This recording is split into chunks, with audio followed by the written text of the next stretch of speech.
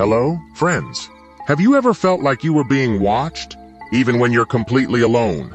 If so, this story might make you think twice before feeling safe in a quiet place. So, how does the horror story unfold? Let's dive right into the story in this video.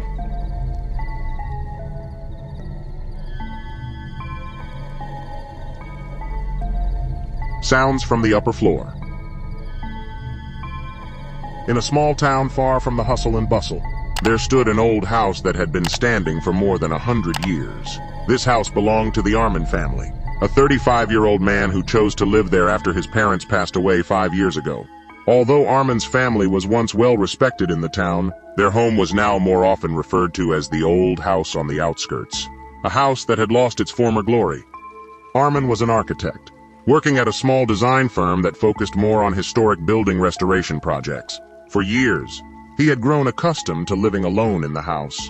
Despite its spaciousness and the many childhood memories it held, the house often felt lonely. However, that tranquility had begun to be disrupted in recent months.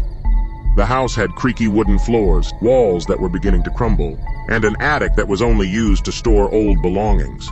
In addition, the house had a distinct feature: a large central room that was once frequently used for family gatherings, and a wooden staircase that led to the upper floor, which Armin often avoided.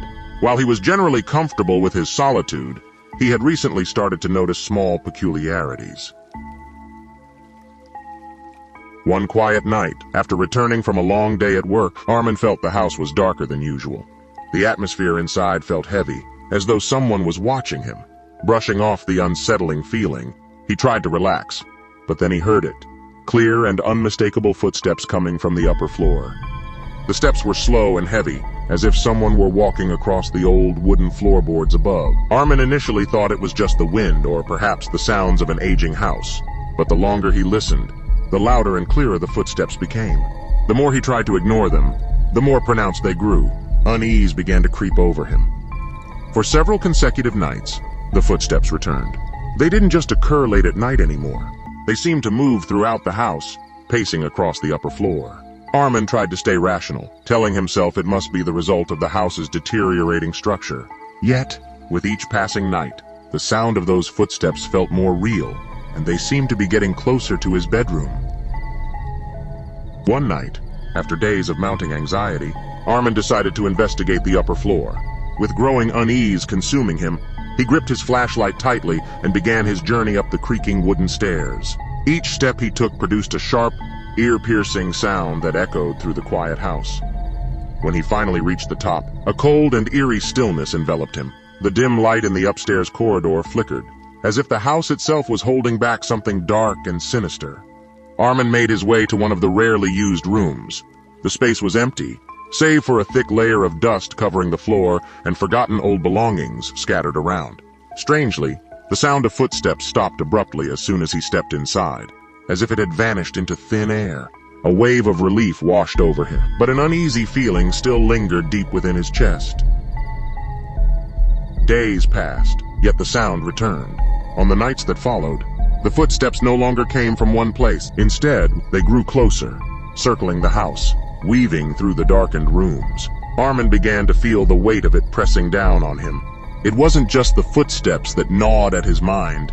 There were also the creaking sounds of doors and windows, as if they were moving on their own. He felt an unseen presence watching him, but he couldn't figure out what it was. Armin's fear continued to grow. In his search for answers, he discovered an old, locked box in the basement of the house. Carefully, he opened the box and found a collection of aged documents, including a journal that belonged to his late grandmother. The journal revealed details about the house's previous occupants, a family that had lived there several decades ago. Among the entry, there was one story that captured Armin's attention. The family had a man named Victor, a doctor who worked in the small town. He was found dead in the upper floor of the house under very mysterious circumstances. It was said that before his death, Victor often complained about the sound of footsteps coming from the upper floor, even though no one was there. He believed the sounds were from a spirit trapped within the house, and the footsteps belonged to a soul unable to leave the place. Armin grew increasingly anxious after reading the journal. He began connecting the events happening in his house to the stories in the book. The footsteps he heard might very well be the same ones Victor had experienced. Armin felt unable to sleep peacefully, but at the same time, he was also curious to learn more. Every night, the sound of footsteps grew more frequent. On one particularly dark night, Armin decided to summon the courage to confront the source of the sound. With a flashlight in hand, he slowly walked toward the stairs leading to the upper floor. The footsteps were louder than ever, clearer, as if they were right behind him. Armin began opening each door on the upper floor, but there was nothing. Only dusty old belongings and empty rooms, which only made the atmosphere even more unsettling. Finally, he reached a room that was rarely opened, a room that had once belonged to his parents. As he opened the door, he was startled to find an overturned old chair and a large, scratched mirror in the corner of the room. Behind the curtain of the room, he saw a faint shadow moving slowly. The shadow looked like a human figure, but as Armin tried to get closer, it disappeared just like that. His heart pounded, his body felt stiff, and he felt as if something was watching him. Something he couldn't see, but could feel. The next day, Armin became even more convinced that something darker was taking hold of the house. Strange events happened more frequently. Floors creaked without any clear reason. Doors opened on their own, and shadows appeared out of nowhere in the dark corners of the house. All of it made him feel increasingly uneasy. On a night filled with anxiety, Armin decided to have a conversation with an elder in the small town who might know more about the history of his house. The elder, an old man named Mr. Darto, reminded Armin that the house not only had a long family history, but also a dark past. Legend has it that the house was once a place frequently used for strange rituals, the details of which were never fully known by the local community.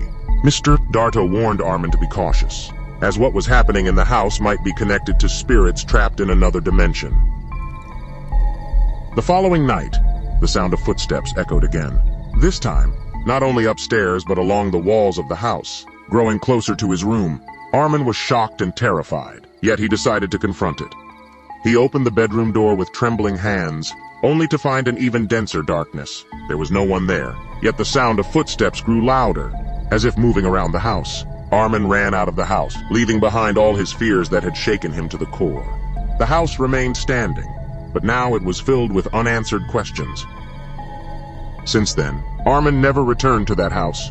The old house remains, silent and forgotten, but the sound of footsteps continues to echo, waiting for someone brave enough to uncover what truly lies within. Has anyone here experienced a horror story like Armin's? Share your horror story in the comments now. Okay, let's move on to the second horror story.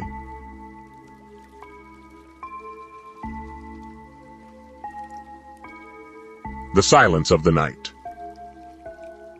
In a small town far from the hustle and bustle, lived a man named Daniel, an electrician who had been working in the field for over 30 years.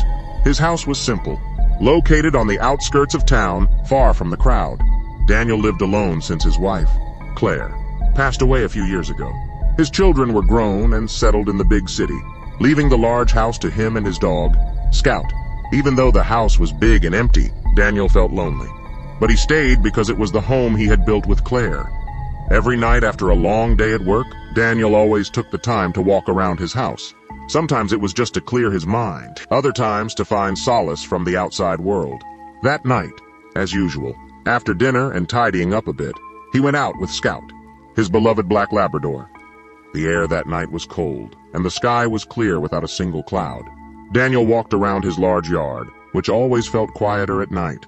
Scout ran beside him, cheerful as usual. They had taken that path many times before, but something was different that night. Something caught his attention.